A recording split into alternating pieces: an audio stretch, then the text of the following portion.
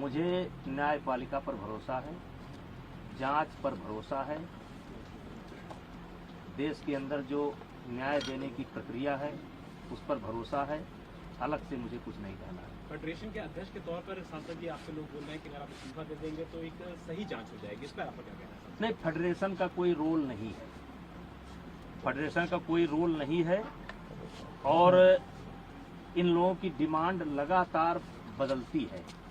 अगर इनके पुराने बयानों को आप सुनेंगे तो ये जनवरी में इनकी मांग निकल करके आई थी कि अपने पद से इस्तीफा दें।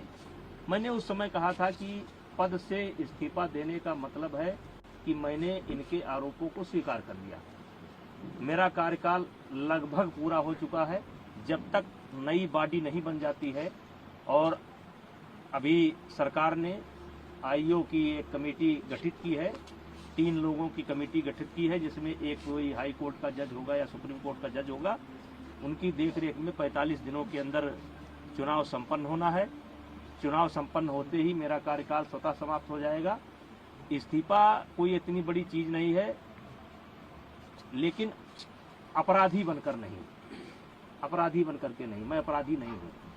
और इनकी डिमांड लगातार बदल रही है। अगर इनके बयान को आप सुनेंगे तो लगातार ये देखेंगे कि ये हर रोज एक नया मुद्दा लेकर के आ जाते हैं।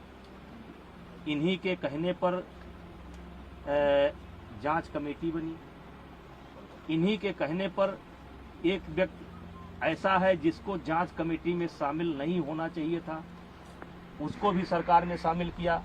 मुझे आपत्ति करनी चाहिए थी, मैंने कोई आपत्ति नहीं की। जांच कमेटी की रिपोर्ट लगातार इनके पास पहुंच रही थी। कौन कौन खिलाड़ी क्या क्या बोला, लगातार डे बाई डे इनके पास पहुंच रही थी। इनको जब आभास हो गया कि जांच कमेटी में कोई आरोप सिद्ध नहीं हो रहे हैं, तो इन्होंने कमेटी के सार्वजनिक होने का इंतजार भी नहीं किया और ये सुप्रीम कोर्ट चले गए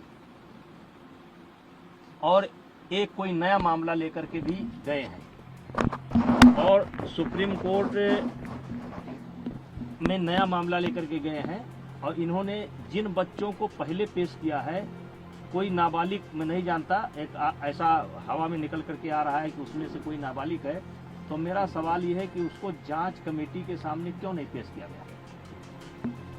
और मैंने एक ऑडियो दिया है जिसमें एक खिलाड़ी, मैंने एक ऑडियो दिया है जिसमें धरने पर बैठा हुआ एक खिलाड़ी किसी लड़की से कह रहा है कि किसी भी लड़की का इंतजाम कर दो, किसी भी तरीके से इंतजाम कर दो। मतलब ये 4-4 महीना मेरे खिलाफ लोगों को उकसाएंगे, भड़काएंगे, सबूत इकट्ठा करेंगे और फिर 3 महीने बाद एक ले जा करके फिर किसी न किसी को पेश कर देंगे। चलिए, मुझे उस पर भी कोई आपत्ति नहीं है। ये काम जांच एजेंसी का है, वो जांच एजेंसी अब काम करेगी।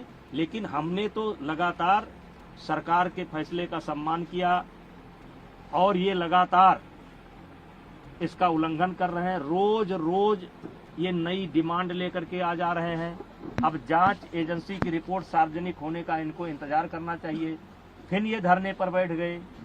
अब धरने पर बैठ गए, पहले इनकी मांग थी एफआईआर की जाए।